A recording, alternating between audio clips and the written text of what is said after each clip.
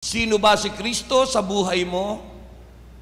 Sino ba si Jesus sa hanap buhay mo?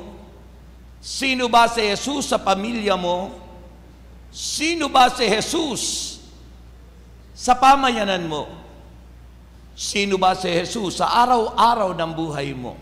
At sumagot si Simon Pedro, kayo po ang Kristo, ang anak ng Diyos na buhay. Purihin ang Panginoon.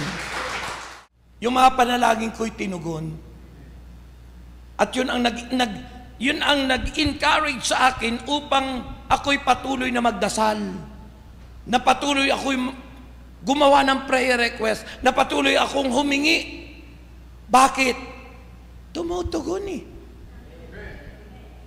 Kung tayo kaya, sa ating pagdarasal hindi ka tinutugon, siguro hihinto ka ng magdasal. Hihinto ka ng gumawa ng prayer request. Hihinto ka ng tumawag sa Diyos kasi hindi ka naman tinutugon.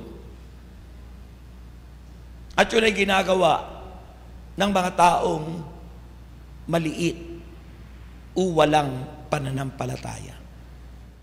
Mahalaga po yung katiyakan. Yung sigurado tayo na yung iyong pinaniniwala at sinasampalatayanan ay tiyak o sigurado sapagkat mula sa Panginoon. Po kami pupunta. Nasa inyo ang mga salitang nagbibigay ng buhay na walang hanggan. At ang sabi ng verse 69, naniniwala kami at natitiyak namin na kayo nga ang banal na mula sa Diyos.